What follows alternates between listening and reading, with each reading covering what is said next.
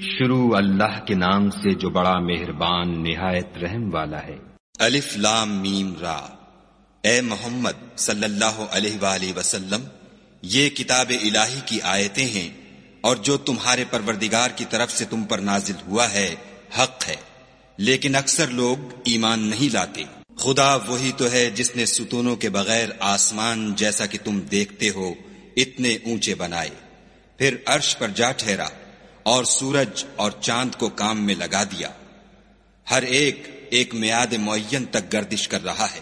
وہی دنیا کے کاموں کا انتظام کرتا ہے، اس طرح وہ اپنی آیتیں کھول کھول کر بیان کرتا ہے کہ تم اپنے پروردگار کے روبرو جانے کا یقین کرو۔ اور وہ وہی ہے جس نے زمین کو پھیلایا اور اس میں پہاڑ اور دریا پیدا کیے اور ہر طرح کے میووں کی دو دو قسمیں بنائیں۔ وہی رات کو دن کا لباس پہناتا ہے، غور کرنے والوں کے لیے اس میں بہت سی نشانیاں ہیں۔ اور زمین میں کئی طرح کے قطعات ہیں ایک دوسرے سے ملے ہوئے، اور انگور کے باغ اور کھیتی اور کھجور کے درخت، بعض کی بہت سی شاخیں ہیں اور بعض کی اتنی نہیں ہوتی، باوجود کہ پانی سب کو ایک ہی ملتا ہے۔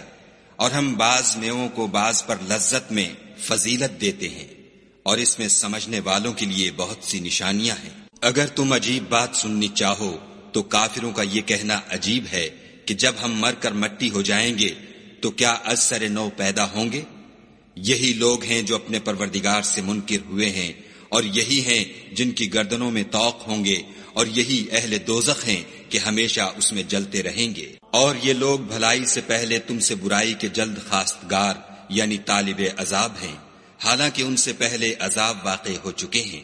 اور تمہارا پروردگار لوگوں کو باوجود ان کی بے انصافیوں کے معاف کرنے والا ہے، اور بے شک تمہارا پروردگار سخت عذاب دینے والا ہے۔ اور کافر لوگ کہتے ہیں کہ اس پیغمبر پر اس کے پروردگار کی طرف سے کوئی نشانی نازل نہیں ہوئی، سو اے محمد صلی اللہ علیہ وآلہ وسلم، تم تو صرف ہدایت کرنے والے ہو، اور ہر ایک قوم کے لیے رہنما ہوا کرتا ہے۔ خدا ہی اس بچے سے واقف ہے جو عورت کے پیٹ میں ہوتا ہے، اور پیٹ کے سکڑنے اور بڑھنے سے بھی واقف ہے، اور ہر چیز کا اس کے ہاں ایک اندازہ مقرر ہے۔ وہ دانائے نہا و آشکار ہے، سب سے بزرگ اور عالی رتبہ ہے۔ کوئی تم میں سے چپکے سے بات کہے یا پکار کر، یا رات کو کہیں چھپ جائے یا دن کی روشنی میں کھلم کھلا چلے پھرے، اس کے نزدیک برابر ہے۔ اس کے آگے اور پیچھے خدا کے چوکیدار ہیں جو خدا کے حکم سے اس کی حفاظت کرتے ہیں۔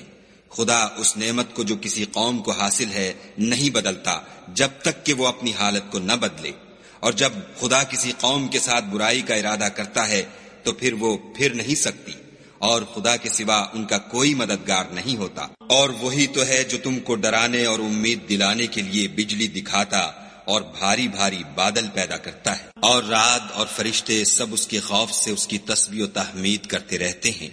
اور وہی بجلیاں بھیجتا ہے، پھر جس پر چاہتا ہے گرا بھی دیتا ہے، اور وہ خدا کے بارے میں جھگڑتے ہیں، اور وہ بڑی قوت والا ہے۔ سود مند پکارنا تو اسی کا ہے، اور جن کو یہ لوگ اس کے سوا پکارتے ہیں وہ ان کی پکار کو کسی طرح قبول نہیں کرتے، مگر اس شخص کی طرح جو اپنے دونوں ہاتھ پانی کی طرف پھیلا دے تاکہ دور ہی سے اس کے منہ تک آ پہنچے، حالانکہ وہ اس تک کبھی بھی نہیں آ سکتا۔ اور اسی طرح کافروں کی پکار بیکار ہے۔ اور جتنی مخلوقات آسمانوں اور زمین میں ہے، خوشی سے یا زبردستی سے خدا کے آگے سجدہ کرتی ہے، اور ان کے سائے بھی صبح و شام سجدے کرتے ہیں۔ ان سے پوچھو کہ آسمانوں اور زمین کا پروردگار کون ہے؟ تم ہی ان کی طرف سے کہہ دو کہ خدا۔ پھر ان سے کہو کہ تم نے خدا کو چھوڑ کر ایسے لوگوں کو کیوں کارساز بنایا ہے جو خود اپنے نفع و نقصان کا بھی اختیار نہیں رکھتے؟ یہ بھی پوچھو کیا اندھا اور آنکھوں والا برابر ہے، یا اندھیرا اور اجالا برابر ہو سکتا ہے؟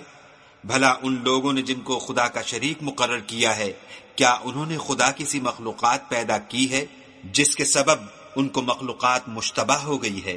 کہہ دو کہ خدا ہی ہر چیز کا پیدا کرنے والا ہے، اور وہ یکتا اور زبردست ہے۔ اسی نے آسمان سے میں برسایا، پھر اس سے اپنے اپنے اندازے کے مطابق نالے بہ نکلے، پھر نالے پر پھولا ہوا جھاگ آ گیا، اور جس چیز کو زیور یا کوئی اور سامان بنانے کے لیے آگ میں تپاتے ہیں اس میں بھی ایسا ہی جھاگ ہوتا ہے۔ اس طرح خدا حق اور باطل کی مثال بیان فرماتا ہے۔ سو جھاگ تو سوکھ کر زائل ہو جاتا ہے، اور پانی جو لوگوں کو فائدہ پہنچاتا ہے وہ زمین میں ٹھہرا رہتا ہے۔ اس طرح خدا صحیح اور غلط کی مثالیں بیان فرماتا ہے تاکہ تم سمجھو۔ جن لوگوں نے خدا کے حکم کو قبول کیا ان کی حالت بہت بہتر ہوگی، اور جنہوں نے اس کو قبول نہ کیا اگر روئے زمین کے سب خزانے ان کے اختیار میں ہوں تو وہ سب کے سب اور ان کے ساتھ اتنے ہی اور نجات کے بدلے میں صرف کر ڈالیں، مگر نجات کہاں؟ ایسے لوگوں کا حساب بھی برا ہوگا اور ان کا ٹھکانہ بھی دوزخ ہے، اور وہ بری جگہ ہے۔ بھلا جو شخص یہ جانتا ہے کہ جو کچھ تمہارے پروردگار کی طرف سے تم پر نازل ہوا ہے حق ہے، وہ اس شخص کی طرح ہے جو اندھا ہے، اور سمجھتے تو وہی ہیں جو عقل مند ہیں، جو خدا کے عہد کو پورا کرتے ہیں اور اقرار کو نہیں توڑتے، اور جن رشتہ قرابت کے جوڑے رکھنے کا خدا نے حکم دیا ان کو جوڑے رکھتے اور اپنے پروردگار سے ڈرتے رہتے اور برے حساب سے خوف رکھتے ہیں، اور جو پروردگار کی خوشنودی حاصل کرنے کے لیے مصائب پر صبر کرتے ہیں اور نماز پڑھتے ہیں، اور جو مال ہم نے ان کو دیا ہے اس میں سے پوشیدہ اور ظاہر خرچ کرتے ہیں، اور نیکی سے برائی کو دور کرتے ہیں، یہی لوگ ہیں جن کے لیے عاقبت کا گھر ہے۔ یعنی ہمیشہ رہنے کے باغات جن میں وہ داخل ہوں گے، اور ان کے باپ دادا اور بیویوں اور اولاد میں سے جو نیکوکار ہوں گے وہ بھی بہشت میں جائیں گے، اور فرشتے بہشت کے ہر ایک دروازے سے ان کے پاس آئیں گے اور کہیں گے تم پر رحمت ہو، یہ تمہاری ثابت قدمی کا بدلہ ہے، اور عاقبت کا گھر خوب گھر ہے۔ اور جو لوگ خدا سے عہد واسق کر کے اس کو توڑ ڈالتے اور جن رشتہ قرابت کے جوڑے رکھنے کا خدا نے حکم دیا ہے ان کو قطع کر دیتے اور ملک میں فساد کرتے ہیں، ایسوں پر لعنت ہے، اور ان کے لیے گھر بھی برا ہے۔ خدا جس کا چاہتا ہے رزق فراخ کر دیتا ہے اور جس کا چاہتا ہے تنگ کر دیتا ہے، اور کافر لوگ دنیا کی زندگی پر خوش ہو رہے ہیں، اور دنیا کی زندگی آخرت کے مقابلے میں بہت تھوڑا فائدہ ہے۔ اور کافر کہتے ہیں کہ اس پیغمبر پر اس کے پروردگار کی طرف سے کوئی نشانی کیوں نازل نہیں ہوئی؟ کہہ دو کہ خدا جسے چاہتا ہے گمراہ کرتا ہے، اور جو اس کی طرف رجوع ہوتا ہے اس کو اپنی طرف کا رستہ دکھاتا ہے۔ یعنی جو لوگ ایمان لاتے اور جن کے دل یاد خدا سے آرام پاتے ہیں ان کو، اور سن رکھو کہ خدا کی یاد سے دل آرام پاتے ہیں۔ جو لوگ ایمان لائے اور عمل نیک کیے ان کے لیے خوشحالی اور عمدہ ٹھکانہ ہے۔ جس طرح ہم اور پیغمبر بھیجتے رہے ہیں اسی طرح اے محمد صلی اللہ علیہ وآلہ وسلم ہم نے تم کو اس امت میں جس سے پہلے بہت سی امتیں گزر چکی ہیں بھیجا ہے، تاکہ تم ان کو وہ کتاب جو ہم نے تمہاری طرف بھیجی ہے پڑھ کر سنا دو۔ اور یہ لوگ رحمان کو نہیں مانتے، کہہ دو وہی تو میرا پروردگار ہے، اس کے سوا کوئی معبود نہیں، میں اسی پر بھروسہ رکھتا ہوں اور اسی کی طرف رجوع کرتا ہوں۔ اور اگر کوئی قرآن ایسا ہوتا کہ اس کی تاثیر سے پہاڑ چل پڑتے یا زمین پھٹ جاتی یا مردوں سے کلام کر سکتے تو یہی قرآن ان اوصاف سے متصف ہوتا، مگر بات یہ ہے کہ سب باتیں خدا کے اختیار میں ہیں۔ تو کیا مومنوں کو اس سے اطمینان نہیں ہوا کہ اگر خدا چاہتا تو سب لوگوں کو ہدایت کے رستے پر چلا دیتا، اور کافروں پر ہمیشہ ان کے اعمال کے بدلے بلا آتی رہے گی یا ان کے مکانات کے قریب نازل ہوتی رہے گی، یہاں تک کہ خدا کا وعدہ آ پہنچے۔ بے شک خدا وعدہ خلاف نہیں کرتا۔ اور تم سے پہلے بھی رسولوں کے ساتھ تمسخر ہوتے رہے ہیں، تو ہم نے کافروں کو مہلت دی پھر پکڑ لیا، سو دیکھ لو کہ ہمارا عذاب کیسا تھا۔ تو کیا جو خدا ہر متنفس کے اعمال کا نگراں و نگہبان ہے وہ بتوں کی طرح بے علم و بے خبر ہو سکتا ہے؟ اور ان لوگوں نے خدا کے شریک مقرر کر رکھے ہیں، ان سے کہو کہ ذرا ان کے نام تو لو۔